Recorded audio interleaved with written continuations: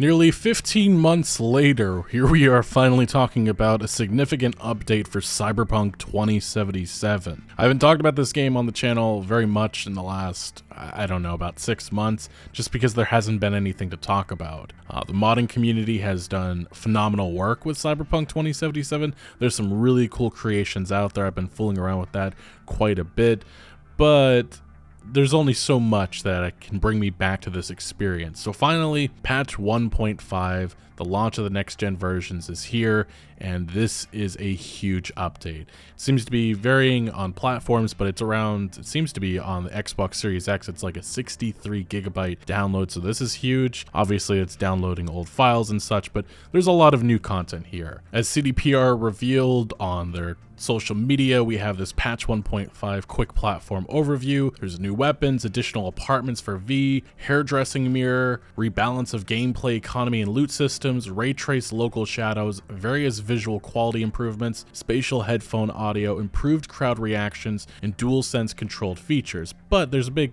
difference here because it depends what platform you're playing on. Like on the Xbox Series X, you're not going to have that DualSense controller feature because that's a PlayStation thing. But there is also limitations because the previous consoles, I should say, the PS4 and Xbox One, you're not getting those next-gen versions because it wasn't intended for that. And there's also just other features that aren't there, like improved crowd reactions. I guess that's only going to be available on the Series X and PlayStation 5. But that's minuscule compared to all of the stuff that's within this update because it's, like I said, there's a lot here. And we're going to be going through the patch notes, but I am also going to be showing some gameplay because I did play around with this for about an hour, and some of the things I immediately noticed is that the crowds are more reactive, and especially when you're driving.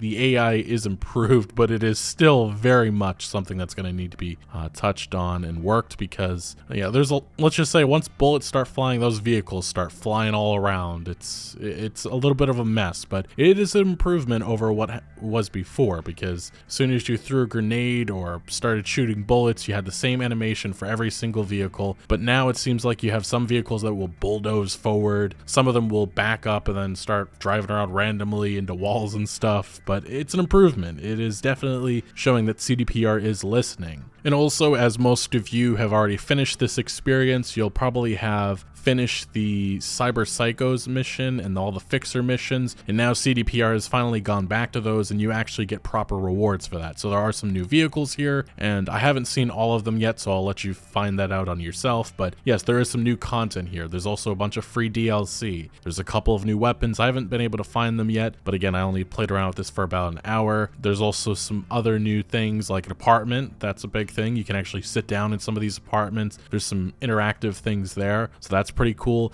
Ultimately, though, one thing is missing that really should be here at this point, and that's New Game Plus. That has to be something that is coming very, very soon because it's very much needed. And ultimately, though, if you're looking for very much new content, like new gigs and stuff to do, there isn't too much of that here. There's some new interactions you can have throughout Night City, like your romances. I guess there's some more interactivity with that, but it doesn't seem to be something that you'll really fully notice unless you play from the start. So yes, New Game Plus is definitely something that is needed. But hey, yeah, you can customize your V now in game to a degree, but you can change his hair, his face, his eyes, you know, stuff like that. And I did play around with that setting a little bit. But hey, this is a very much an improved Cyberpunk 2077. It's obviously not going to knock the socks off of everybody, but there are some issues here. There's a lot of pop-in of textures I've been noticing a lot more than before. There was some crashing. I had to delete almost my entire mod list to get this to work, so be aware if you have mods, that may be one of the reasons why your game's not working right now. But yes, there are issues, there are bugs.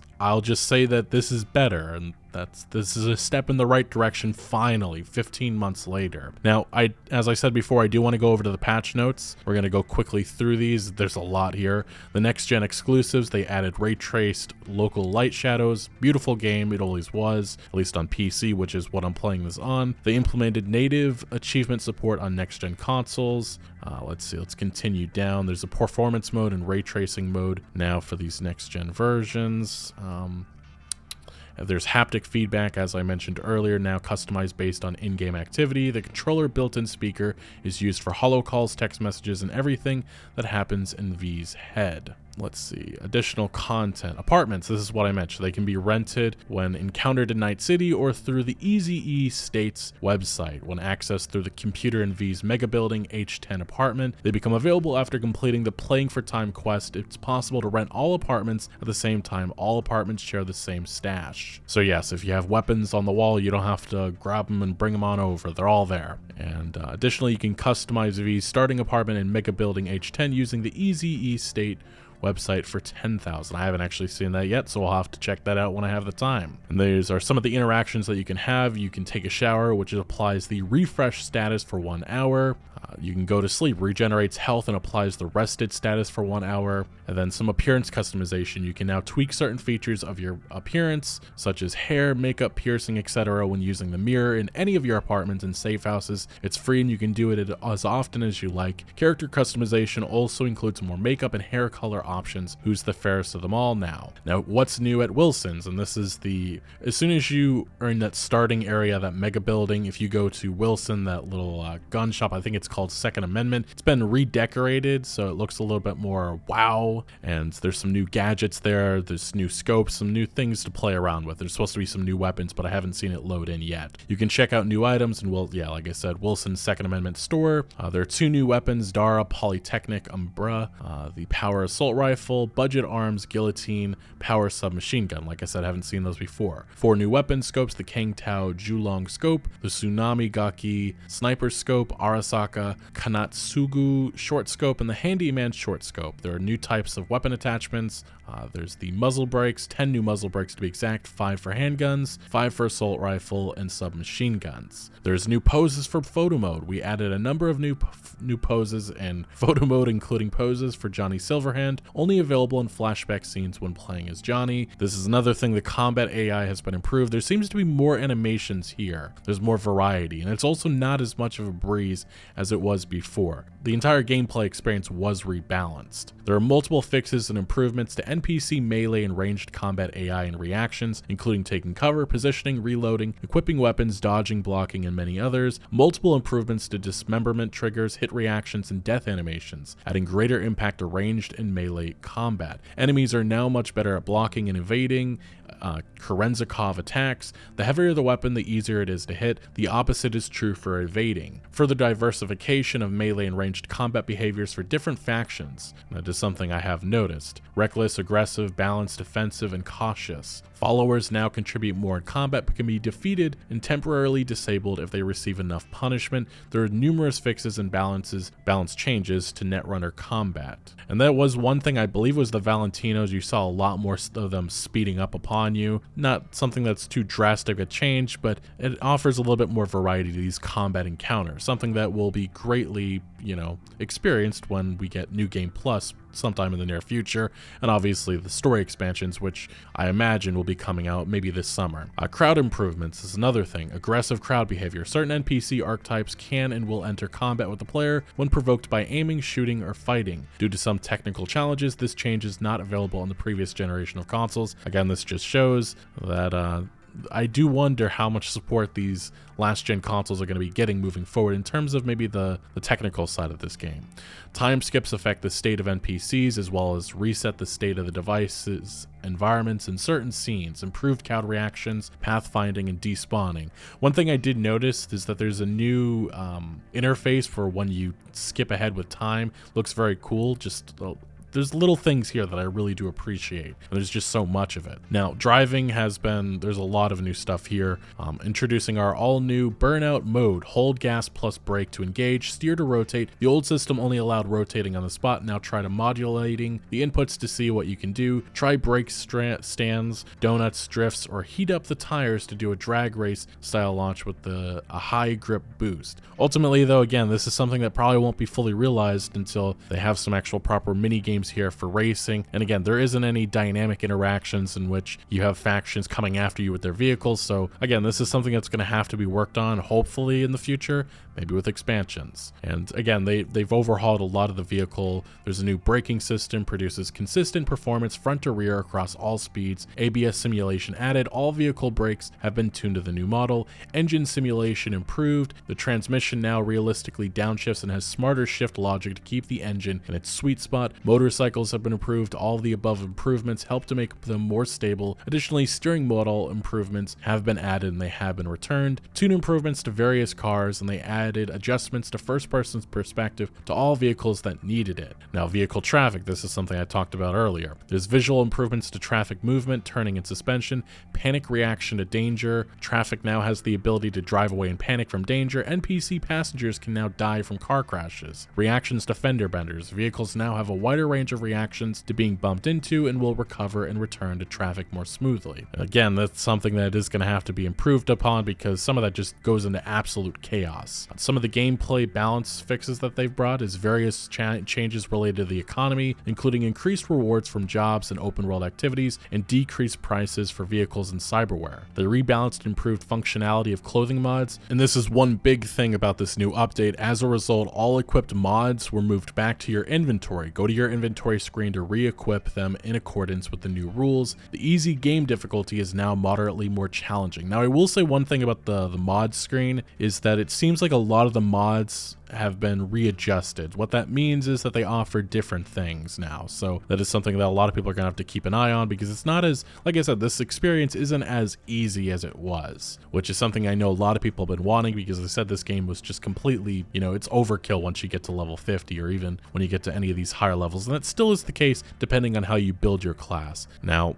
that's actually something I'll go down to in a second, but combat. There's numerous optimizations to combat AI resulting in an overall improved combat experience. Numerous fixes and improvements were made to reduce interruptions and smoothen NPC animations in combat. And then this is the big thing, perks. They rebalanced various perks and moved some of them in the skill tree. As a result, all the perk points you spent are reset. Go to the perk screen to reassign your perk points for free. They redesigned the following ones: Blood Swell, Human Shield, Epimorphosis, Cold Blood, Coldest Blood, Cutthroat, and they added new perks replacing some older ones. Due to the above mentioned changes in perks, we renamed the stealth skill tree to Ninjutsu in order to better reflect the perks it contains. Now, the one thing I did notice about the perks is that there seems to be a lot less. What I mean by is that the perk points that you're given, and that may just be because they want you to have more of a, cater towards one play style. Maybe this is just me forgetting, but I haven't played this game that much in the last year or so.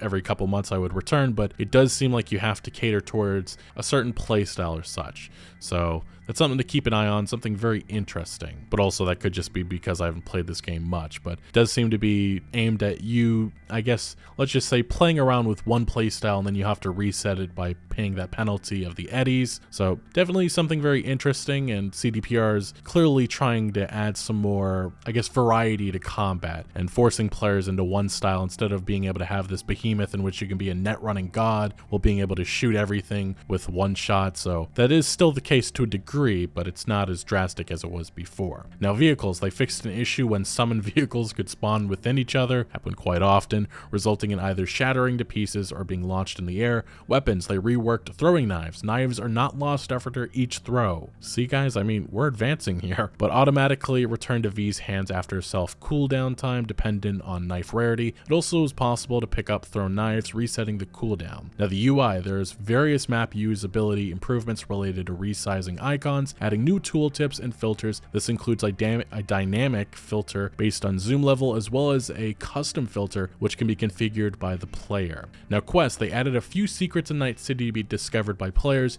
Due to some technical challenges, this change is not available on the previous generation of consoles. This definitely really has me curious about how all this is going to factor into story expansions and whether it'll even be possible on the Xbox One or PlayStation 4. Something to keep an eye on, I suppose. And I won't really talk about any of these secrets, you can figure it out on yourselves, but I will say that one of them that I did find was in fact related to the fixers, and if you do all their missions and such, and the cyberpsychosis, there seems to be actual proper rewards there now, so that's good news, good news. They extended romances with Panam, Carrie, River, and Judy by adding new messages and interactions. One of the key examples I got was a message from Panam, a picture. It doesn't seem to be too substantial, but this is something that'll have to be explored by replaying the game at some point, again, when a new Game Plus mode is introduced. They added interactions in the homes of love interests, including sleeping in bed with a given partner. So yeah, like I said, this is a massive update, and it's only going to get hopefully better in the future, but I think there's a couple more changes we have here I'm going to talk about. The open world V now has standing with fixers throughout Night City. New fixer gigs will appear gradually in sets as your standing increases, and a fixer will offer you another set of gigs only after the previous set